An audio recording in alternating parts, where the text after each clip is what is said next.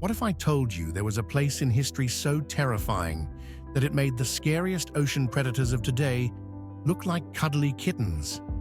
Imagine being dropped into a body of water where every swim could be your last, surrounded by monsters so fearsome they'd give even the bravest diver nightmares. Welcome to the Western Interior Seaway, an ancient ocean so brutal it earned the chilling nickname Hell's Aquarium. While documentaries have showcased fearsome waters filled with Jurassic pliosaurs, giant cephalopods, and the largest shark ever, nothing quite compares to the sheer horror of this lost seaway. This was a place where prehistoric sea creatures were so menacing, they'd make today's predators look tame.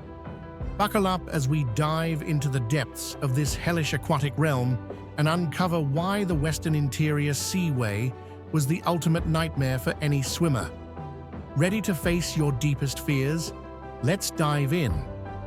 While the Western Interior Seaway may not be familiar to many, its remnants are likely underfoot if you live in the US, Mexico, or Canada. This ancient shallow ocean once stretched across North America, dividing it into two now extinct island continents, Lamia to the west and Appalachia to the east. For 34 million years, from the early Cretaceous period, about 100 million years ago, this seaway was a significant feature of the landscape. At its peak, it extended over 2,000 miles in length and 600 miles in width. Despite its relatively shallow depth, its depth was about 50 meters or 150 feet and reaching up to 900 meters or 3,000 feet at its deepest. It was home to some of the most formidable predators ever known. The mosasaurs, by far the most infamous and terrifying predators of the Western Interior Seaway, were colossal aquatic reptiles that dominated these ancient waters. Resembling modern monitor lizards in body shape, but vastly different in adaptations, mosasaurs had 4 paddle-like flippers instead of limbs. Their streamlined bodies and flippers reduced drag, enabling them to move through the water with remarkable efficiency. Depending on the species, mosasaurs used various swimming techniques. Some, particularly more advanced varieties, employed powerful, shark-like tail flukes for speed and agility. This diversity of mosasaurs was extraordinary, with over 10 species coexisting, ranging from relatively small ones about 2 meters long to massive giants reaching up to 18 meters long. These apex predators were truly the ultimate marine monsters of their time, surpassing their land-based dinosaur counterparts in their terrifying presence. However, the 3 most common, and likely the most dangerous, were the plate carpus, dagger, and Tylosaurus.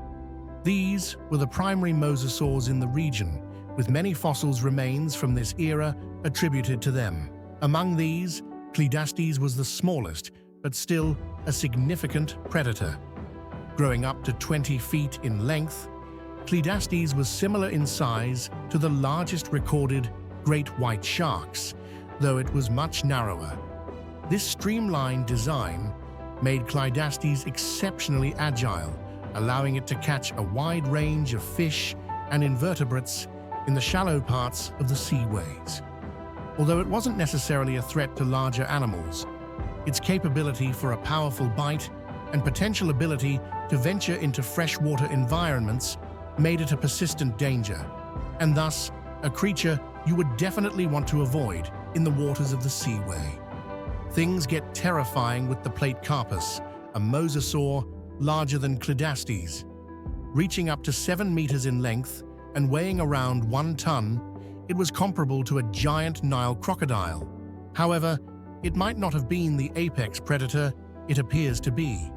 Analysis of its teeth reveals they were relatively fragile, suggesting plate carpus primarily hunted smaller fish and soft-bodied squid in deeper waters. While this might sound alarming, it was more of a specialized predator of smaller marine creatures. The real nightmare comes with the Tylosaurus, a colossal mosasaur that could grow between 12 and 15.8 meters, roughly the size of a humpback whale. Unlike Platecarpus, Tylosaurus had up to 32 large, curved, and serrated teeth, designed for tearing into substantial prey. Its immense size and strength made it an apex predator, capable of intimidating and hunting a diverse range of marine animals, including plesiosaurs, turtles, birds, bony fish, sharks, and even other mosasaurs. The Tylosaurus likely used ambush tactics to strike at high speeds and had a uniquely long snout with a robust, shock-absorbing knob at the tip, functioning as a built-in ram for bashing and disorienting prey. Evidence shows Tylosaurus was not only a ruthless hunter, but also highly aggressive, often showing signs of combat with other mosasaurs, including self-inflicted injuries. Surprisingly, the title of the deadliest jaws in the Western Interior Seaway does not belong to the massive Mosasaurus, but to the formidable Deinosuchus. Although Mosasaurus was the largest mosasaur, Deinosuchus was one of the largest crocodilians ever known. It inhabited bays and estuaries, sometimes venturing into deeper waters. On the eastern side of the seaway, it was smaller but more common, while on the western side, it could grow up to 12 meters or 39 feet in length and weighed up to 8.5 tons. Deinosuchus was heavily armored with large osteoderms mistaken for armor, providing significant protection and aiding mobility. Its most fearsome trait was its colossal bite, with an estimated force of over 100,000 newtons, 5 times stronger than necessary to crush a car. Equipped with sharp front teeth and blunter rear teeth, Deinosuchus was an opportunistic feeder, preying on marine turtles, large fish, and even dinosaurs. The coasts and shallow reefs of the prehistoric Western Interior Seaway for any creature attempting to evade the region's formidable predators. However, the more open waters of this ancient seaway were far from safe havens. They were inhabited by a variety of menacing creatures, including some rather unusual cephalopods. While Cretaceous cephalopods shared the shallow waters with their modern counterparts, they also ventured into the deeper reaches of the sea, where they were particularly prominent.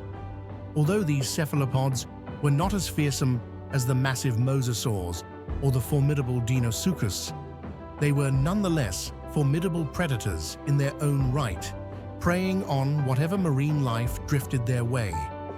Among the largest of these cephalopods were species like Tusoteuthis and Belemnoteuthis, which were members of the extinct Inoplatoeuthidae family.